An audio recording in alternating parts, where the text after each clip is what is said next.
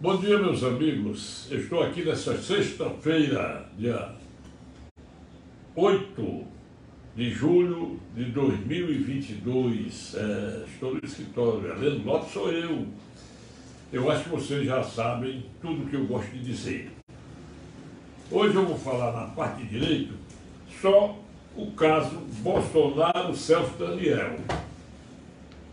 Eu acho que é bom porque vocês vão ter mais ou menos a noção. Senhores, eu acho, preambularmente, eu queria morrer de rir mais uma vez, que o Lula escapou, né? Queria fazer uma manifestação no Rio de Janeiro, eu vi sutilmente já hoje de manhã, porque ontem eu passei a tarde todo dia aqui no escritório, uma audiência com videoconferência. Aí o Lula chegou no local para um pronunciamento ontem no Rio, eu não sei onde que eu não prestei atenção, e já estava o mau cheiro, a caatinga mesmo, de muitas fezes de urina jogadas em cima, pegou e alguns manifestantes. Rapaz, eu acho que não vai ser difícil arranjar fezes e urina para quebrar o galho dessa gente, porque 4 gatos pingados e que as pesquisas aumentam demais. Bom, então está feito esse registro, é a segunda vez. Rapaz, não, pessoal. Bom, pessoal, eu não sei como é que eu começo, mas vou começar dizendo que o Eduardo Bolsonaro, deputado federal, filho do nosso grande presidente Bolsonaro, requereu, já foi atendido pela Comissão de Segurança Pública da Câmara Federal, a presença do Marcos Valério. Está marcada para o dia 14 agora de julho, a próxima quinta-feira, para ele prestar declarações sobre as coisas sérias que ele, a respeito do mensalão, na delação que está sendo divulgada, em que ele conta a presença efetiva do narcotráfico e da corrupção do tempo do mensalão, que emendou com o petrolão. Essa delação, todo mundo sabe, estourou agora, porque ela foi homologada pelo ministro aposentado Celso de Mello, e só foi liberada agora. E nela ele narra o fato da morte do Celso Daniel, prefeito de Santo André, ele narra sobre o dinheiro do narcotráfico para financiar campanhas da esquerda. Eu achei justo tanto esse inquérito quanto o Rodrigo Pacheco, porque eu nunca vi cabra mais petulante, mais imbecil, mais já conhecido como elemento perigoso até a saúde pública, né? Assim, a democracia estão de Randolfo Rodrigues. Já ouvi hoje de madrugada. Se chegar agosto, a volta do Supremo ao serviço ativo que está de recesso, e não tiverem os líderes partidários nomeados, indicados, os membros da CPI da corrupção do Ministério da Saúde do Bolsonaro, não tiver, eu vou para o Supremo, já vai certo e ganha, porque lá tudo define o pedido, acabou. Agora, só que quando ele for, vai provocar o quê? A mesma coisa. Indicar os líderes para a comissão tal, comissão de investigação do caso Milton Ribeiro, ex-ministro da Educação do governo Bolsonaro, sobre corrupção. Investigação da corrupção desde o dia 1º de janeiro de 2003 até o dia 31 de dezembro de 2018, quando se encerrou a etapa PT. PT porque o Michel Temer não foi eleito como pessoa do PMDB, ele foi eleito pelo PT, que era vice da Dilma. Ele foi presidente tampão.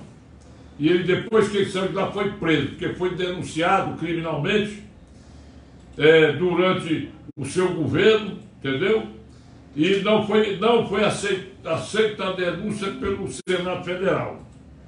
Mas, quando ele saiu, a dela foi exibida, foi preso, saltaram, aí sentaram em cima do processo dele, do Renan Calheiros, do Omar Aziz, de todos os corruptos que estão a salvo pela vontade daqueles que não cumprem a Constituição Federal, que são os nominados ministros do Supremo, menos 2, que vivem de desrespeitar a própria dignidade deles. Só isso. Outra coisa, viralizou nas redes sociais o fato escabroso que está a ser realizado nos dias 14 e 15 de novembro deste ano, em que empresa rica lá de Nova York, a cujo grupo também pertence o João Dória, entendeu? Convocaram 5 ministros, Carmen Lúcia, Toffoli, Fachin, o Alexandre de Moraes e o Gilmar Mendes, Gilmar, para decidirem, para, como é que ele diz a palavrinha, para analisarem os atos do novo presidente. Aí deram tudo a entender, e convocaram outros da esquerda. Porque todo mundo sabe que o Fachin é de partido de esquerda, ministro partidário, todo mundo sabe que o Luiz Roberto Barroso é partidário, que Alexandre de Moraes também é partidário, que eles não cumprem a Constituição, que eles estão tentando a eleição do Lula, porque tudo leva a crer, desde o dia que vem sendo publicado, que ninguém pode desconfiar das urnas eletrônicas, ninguém pode desconfiar do estado da apuração, do resultado das urnas, ninguém pode dizer que as urnas são violáveis diante daquela prova do hacker de 2018, que invadiu o computador e o código-fontes do Tribunal Superior Eleitoral, permanecendo lá dentro do código, fazendo o diabo lá dentro do código-fontes. De março a 7 de novembro de 2018, e sintomaticamente, porque se tivesse havido um apagão automático do computador, mas todo mundo sabe que contrataram uma empresa privada para apagar todo o estrago que foi feito pelo hacker. O próprio hacker foi para uma revista, divulgou o esquema feito lá, uma espécie de planta do que ele fez dentro do código-fontes, mas que não dava para ser feita a perícia, porque era tudo riscado, e a empresa jornalística que divulgou não podia divulgar o nome por força do sigilo que a Constituição Federal grava, artigo 5º, inciso 14 da nossa Carta Política. Aí, mas foi muito bem feito o recebimento da proposta de CPI, lida em plenário, juntamente com mais 3, a que eu já falei, mais 2 outras, uma delas do narcotráfico, outra do Ministério da Educação dos governos petistas e Michel Temer, uma do Randolfo Rodrigues e uma sobre as ONGs, do Amazonas. Porque tem que investigar o derrame de dinheiro, e o Márcio Aurélio vai ser fundamental, porque a delação dele foi homologada pelo Supremo Tribunal Federal, com muita e robusta prova documental. Inclusive, ele acusa a tortura e a morte do Celso Daniel, com 7 pessoas assassinadas, que eram arquivos vivos e desapareceram misteriosamente. Eu entendo que eu vou narrar já sobre esse fato. Mas um fato que merece destaque, eu ouvi sutilmente, mas não deu para saber qual é o tribunal se é o Tribunal de Minas Gerais ou se é o Tribunal Regional Federal que tem sede em Belo Horizonte. O caso Adélio Bispo de Oliveira.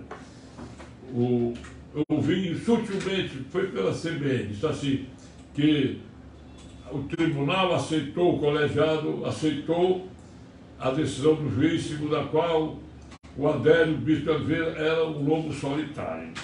Isso, naturalmente, foi recurso do senhor procurador, promotor de justiça, para o tribunal adquém, ou seja, segunda instância. Porque não se pode aceitar uma decisão dessa, nem de primeiro, nem de segundo grau, porque existem as evidências documentadas de que o Adélio Bispo, primeiro, era afiliado ao PSOL, segundo, ele viajou para o hotel, onde se hospedou com 14 mil reais, 4 celulares, o laptop, tudo, e dinheiro vivo. Primeiro, ele não é doente mental. Com certeza, foi inversionista. Segundo, ele não agiu sozinho, porque nós temos duas provas contundentes disso. A primeira prova, aquele vídeo das pessoas que ajudaram o Adélio, as quais acharam que ele foi precipitado em não esperar o comando. Deu a entender, com essa, Adélio, agora não. Isso eu ouvi, todo mundo ouviu. Significa dizer que ele só podia desferir a facada quando houvesse alguém ali perto, encarregado de... seria o orientador, seria o técnico, vamos dizer assim, para orientar como ele deveria dar a facada, para evitar que ninguém soubesse. E as pessoas que estavam ajudando o Adélio não aceitaram a precipitação dele em desferir a facada e gritaram de uma vez só: agora não, Adélio, agora não. E o outro fato é o fato documentado, a presença dele registrada lá na Câmara Federal, exatamente no horário da facada dada no Bolsonaro, uma espécie de tentativa de um álibi para evitar que ele fosse acusado do crime. Ora, se tem, o Centro está lá e Juiz de Fora, Minas Gerais, e ao mesmo tempo está presente na Câmara Federal, isso tem que ser investigado. Quem colocou esse álibi? Aí, sintomas da coisa. O senhor, o João Williams, é deputado federal, eleito, homossexual, ele renunciou ao cargo porque, isso aí eu ouvi, todos ouviram dizer que estava com medo de ser morto, ser assassinado. E dizem, dizem nas redes sociais, eu não vou assumir, mas vou repetir o que dizem. Se eu estiver errado, o problema não é meu, ele quem disse. Que ele recebeu uma boa quantia de 750 mil para renunciar ao mandato, assumiu o Batista Miranda, que era o suplente dele. Ele se diz marido do John Glenn, aquele mesmo Intercept, aquele jornalista que acusou, através de áudios interceptados sem ordem judicial, conversas entre o Deltan Dallagnol e o Sérgio Moro, ele que diz que é marido do Batista Miranda, e o Batista Miranda diz que ele é marido dele. Ninguém sabe quem é, o que é marido, nem o que é marida, como diz outro, marida, né? Caspa, né? Aliás, uma palavra, deveria haver um neologismo. Quando você fosse casado com um homem, o homem seria marido e o outro seria marida. Seria até melhor, distinguir melhor, né? Vamos inventar essa palavra? Porque a língua brasileira, a língua portuguesa, ela vive de neologismo, né? Inclusive eu reprovo até uma apresentação aí do professor Pasquale. Ele pegou um bocado de palavras erradas, disse que estão corretas. Eu concordo. Elas estão corretas para a liberdade poética. Quando eu quero Eu vejo muito substantivo no singular concordar com o plural, porque ele dificulta o cantor a pronunciar no plural e dificulta também a rima, dificulta também, como é que se diz, a melodia, a sonoridade, a nota, o tom. Aí está certo. Quando você pega Luiz Gonzaga cantando e botando palavras do português nosso aqui do sertão nordestino, elas estão corretas como coloquiais, palavras coloquiais, e nunca como corretas para a língua portuguesa. Nós, não é só o Luiz Gonzaga, todos, a Marinês sua gente, o próprio Edson Safadão tem um bocado de português, um bocado de... Então, os próprios cantores da antiguidade, a gente vê muita palavra mal pronunciada nas músicas e outras muito mal, vamos dizer assim, com concordância errada da língua portuguesa. Eu até já te aceito pela chamada licença poética. Eu tenho poemas que eu procurei evitar, mas eu errei o mínimo, tá certo? Agora eu vou, senhores, vamos esperar, eu vou de novo fazer a minha previsão que eu tenho feito. Eu assisti a palavra do doutor Ari Santori, Paulo Ari Santori, que ele é desembargador aposentado do Tribunal de São Paulo, ele narrando, até que o Benedetti me dá assistência aqui, no escritório, ele ouviu comigo aqui no celular, e ele está dizendo tudo o que o senhor já disse tantas e tantas vezes. Eu vou reprisar o que ele disse, o que eu disse. Ele disse menos do que o que eu disse. Ele disse que o instrumento previsto no artigo 142 da Constituição Federal não é um instrumento antidemocrático. Nem é possível dizer que eu, estando com o meu poder invadido por outro, eu ameaço o outro de poder moderador, eu não estou cometendo nenhuma ameaça, eu estou advertindo um direito constitucional do chefe do Poder Executivo de fazer valer a não interveniência do Poder Judiciário nas ações do Poder Executivo, como vem acontecendo desde o dia que o Bolsonaro assumiu. Diz o artigo 142, vou dizer das minhas palavras, o presidente da República é o chefe das Forças Armadas, compostas de Exército, Marinha e Aeronáutica, as quais são subordinadas à hierarquia e disciplina e constituem o poder que pode ser convocado por quaisquer dos poderes para garantir autonomia e independência daquele poder que está sendo prejudicado pela intervenção de outro. Nós temos no artigo 1º e 2º da Constituição Federal essa regra aí. A primeira diz: todo poder emana do povo e em seu nome será exercido. O segundo diz que os poderes são autônomos, mas independentes entre si. Então esse artigo 142 cabe bem. Então, do mesmo jeito que eu disse, o Iris Ganda Martins, não, o Paulo Sartori disse assim, o Ari Paulo Sartori. Ele disse que o presidente pode convocar as Forças Armadas para garantir o cumprimento da Constituição Federal por aqueles que estão descumprindo, uma vez que está omisso o presidente do Senado Federal. Omisso por quê?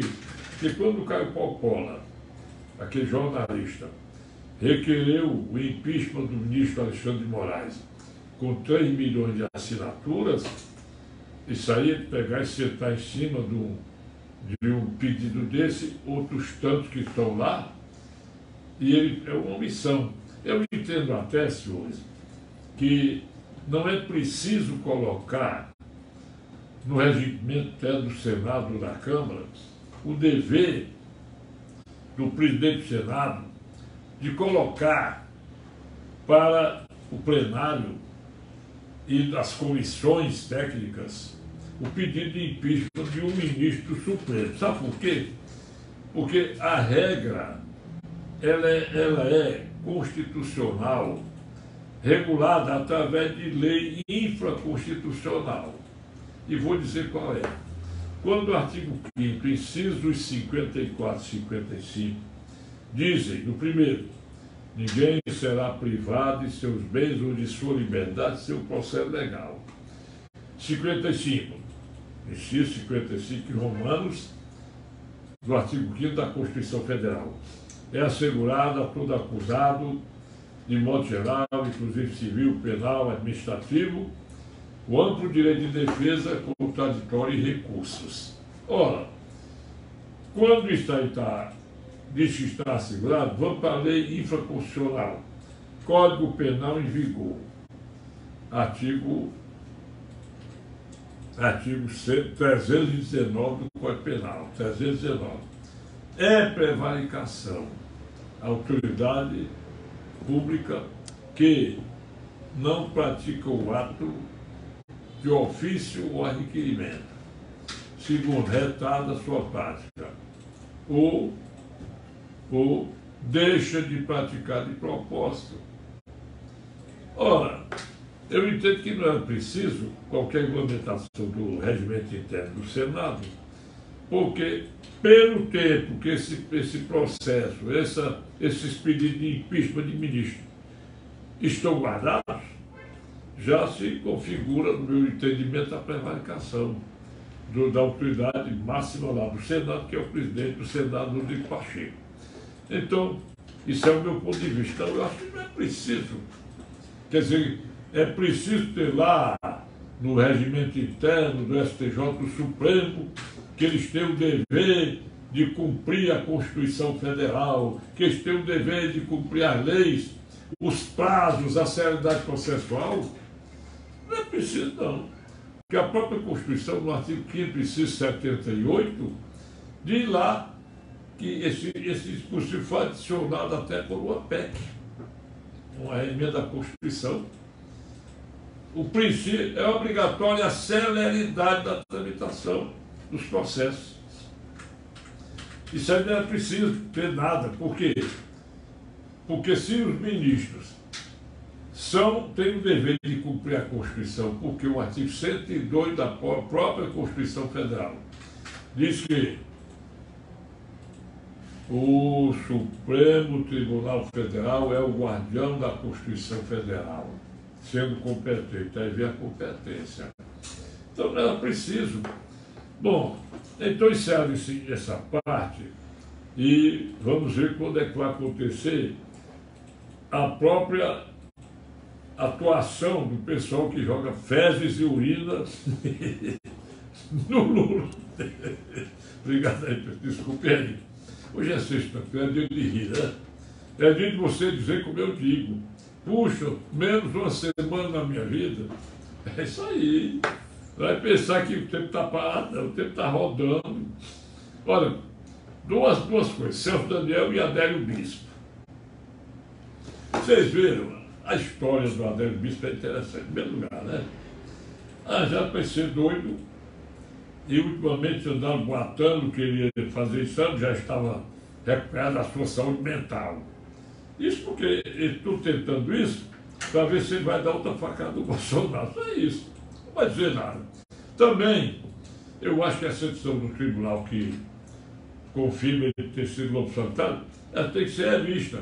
Porque tem um inquérito que ainda não foi concluído, está tudo em sigilo. Quando ele vier lume, vier tona, todo mundo vai saber. Vai mesmo. Não pensar que tudo está guardado, que desprezado. Não. Está tudo sendo investigado, quem mandou, está sendo feita perícia nos celulares dos advogados, que até que enfim resolveram quebrar o auxílio desses advogados. O porquê que esses advogados apareceram no avião particular, ainda disseram para o Adélio não ter problema que a sua mãe vai pagar os honorários, e ele, mamãe morreu há 10 anos. Quer dizer, essas coisas aí são muito bonitas, né, pessoal? Desculpe aí, viu, pessoal? Agora, Celso Daniel. Senhores, é o seguinte. Infelizmente, eu tenho que dizer ao contrário do que eu já ouvi. O que eu ouvi foi dizer que o caso Celso Daniel não estava prescrito porque nunca foi instaurada a investigação e tal, contra a pessoa X.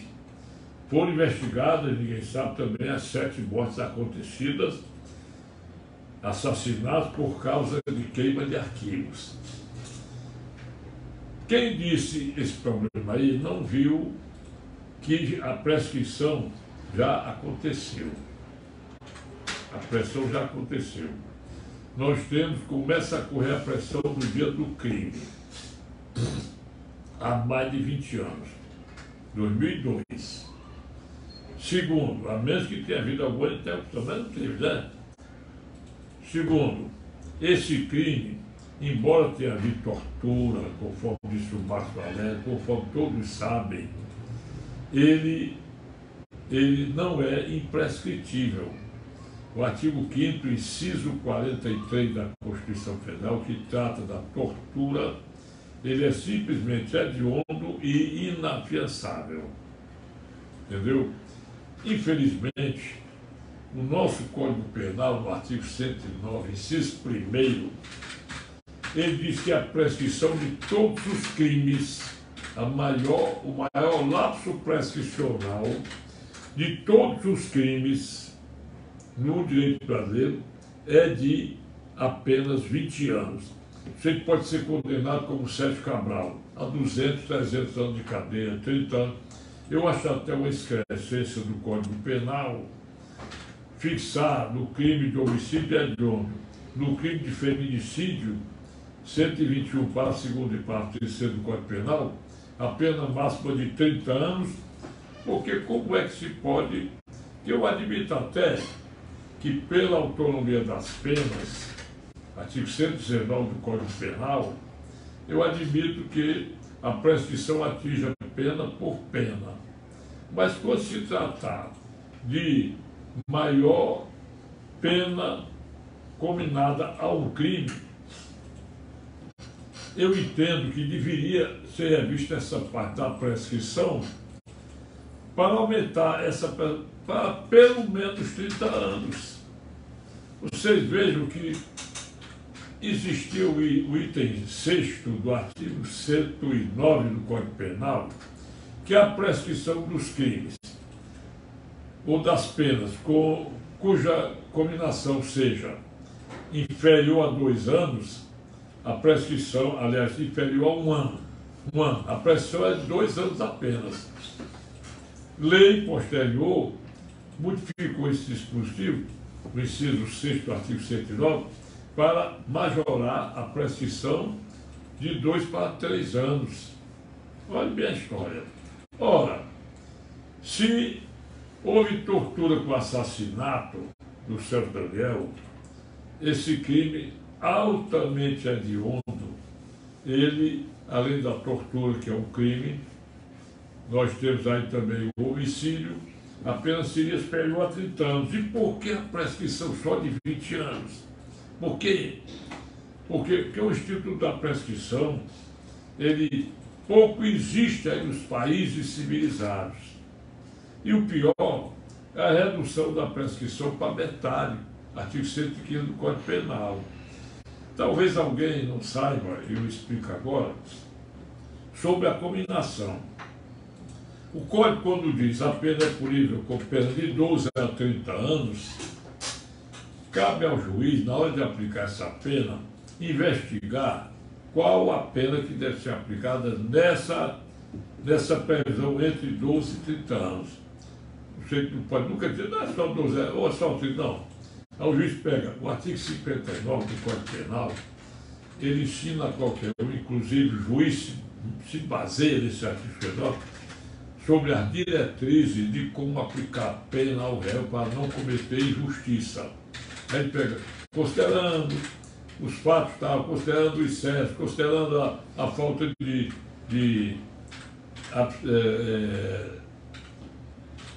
a falta de qualquer minorante ou majorante, considerando isso, considerando mais aquilo, e considerando a conduta e a conduta do réu, a aplicação da pena, seu estado social, aplica a pena base de 12 anos, que é a mínima. Adiciono mais, por agravante, 1 ano por isso, aí está fixo a pena definitiva em 13 anos, por exemplo, tá certo? Então, para o Celso Daniel, eu acho que pode haver investigação dos assassinatos posteriores por arquivo vivo, queima de arquivo. E se estiverem ainda dentro do lapso prescricional de 20 anos e nenhum envolvido tenha mais de 70 anos. Agora veja outra, porque quando tem mais de 70 anos, a prescrição é 10 anos, pela metade. Veja mais uma coisa aqui. A prescrição do crime. Mas tem crime que fica imprescritível. Eu vou explicar o que é isso aqui. Todo crime pode ser considerado imprescritível. E vou dizer como. O réu, quando ele pratica um crime, aí ele tira o pé, tira o tiro, né? Aí, mal orientado, tem advogado que não sabe disso, papai, você não é do crime, não é advogado, não. Mas fica um catete fora que prescreve o seu crime. Tem crime que prescreve 10, 20 anos, 12 anos, aliás, 20, 16, 12, 8, 4 e 3 anos. É a escala prevista no artigo 109 do Código Penal. Agora, quando você se forage, o delegado fala, fulano tal, faz a chamada qualificação indireta. Chama a mulher do fulano, o filho, fulano tal, ele nasceu no dia tal, tal, tal. O juiz manda ao Celso ir na casa que ele indicou no inquérito ou não, aí o Celso certifica que eu não encontrei.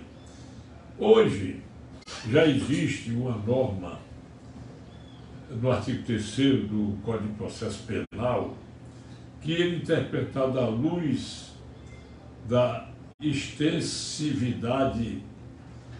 O STJ diz que aplica-se extensivamente o Código de Processo Civil quando existem omissões do Código de Processo Penal.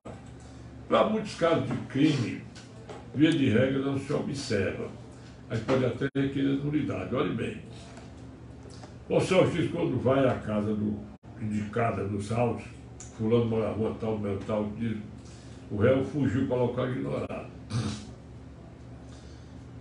Se você aplicar o Código de Processo Civil, o artigo 256, parágrafo 3º do Código de Processo, diz o seguinte: não pode haver a citação por edital quando,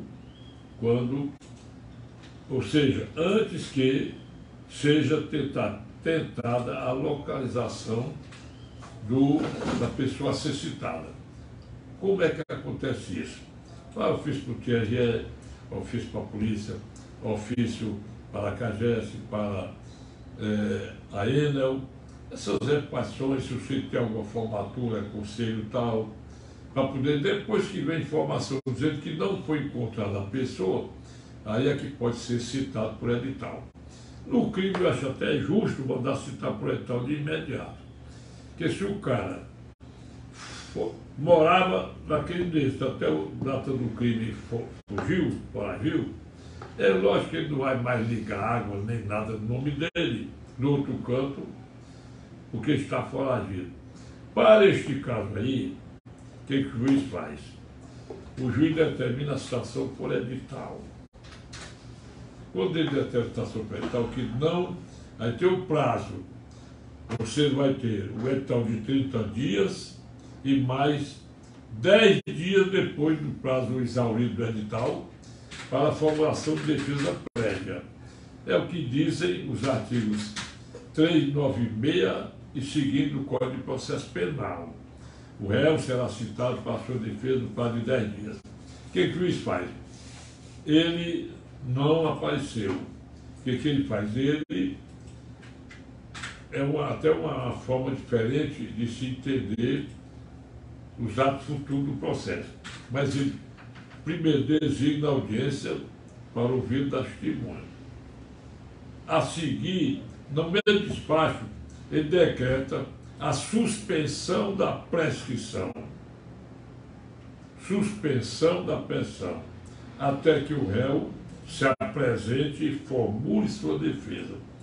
Então, ele ouve as testemunhas, manda o processo aguardar em arquivo provisório e com mandado de prisão para a polícia, com mandado de prisão para trânsito, Polícia Federal, Polícia Estadual, AMC, tudo, para localizar o cara. E também o oficial de justiça. Quer dizer, em resumo, é isso. Para o caso do São Daniel não tem jeito. Para o Adélio Bispo, nós vamos esperar que esse inquérito instaurado vai descobrir em termos de mandante e até investigar por médicos capacitados se o Adélio realmente ele é insano, ele é doente mental. Talvez alguém diga assim, mas como se ela foi, pelo que eu vi, pelo que eu senti, com essa decisão que eu ouvi hoje, eu acredito que a sentença penal condenatória do Adélio Bispo ainda não tenha transitado julgado. Salvo se essa decisão tenha sido para mandar arquivar já o inquérito requerido para investigar os advogados. Eu vou me assenhorar mais para ver o que eu posso dizer amanhã. Amanhã eu estarei de volta no sábado, não no escritório. Bom dia para vocês, pessoal. Eu quero pedir para compartilharem, inscreverem-se nos meus canais de YouTube, Facebook, Instagram. Muito fácil, é só Heleno Lopes. Acabou, você me encontra. Peço para vocês assistirem aquela brincadeira que eu fiz com a Lucirene, eu de bermuda, de boné, nós dois cantando a música Copa do Catar 2022, eu acho que já passou das 3.000 visualizações em menos de 2 meses. Porque o pessoal gosta, a música é boazinha, a Luzirene do Cavaquinho ainda vai gravar com mais perfeição, porque lá foi um improviso da casa dela, de surpresa. Eu até de boné, não tirei nem um somzinho que eu gosto de andar com ele, pendurado ao pescoço, para ouvir o Nelson Gonçalves. Tá certo? Bom dia para vocês todos. Curtam, compartilhem, assistam. Obrigado pela manifestação que vocês fizerem. Mandem mensagem para o meu WhatsApp. 85 é o DDD 999-453883. Aliás, quero encerrar dizendo que recebi convite de uma emissora de uma FM de Fortaleza para colocar o meu programa Morrendo de Saudade, que o pessoal está sentindo falta. Agradeço o senhor de telefonemas para mim. Eu até tenho evitado atender, porque é muito telefonema e eu gosto de dormir, né, cedo. Bom dia para vocês e até amanhã, viu, pessoal?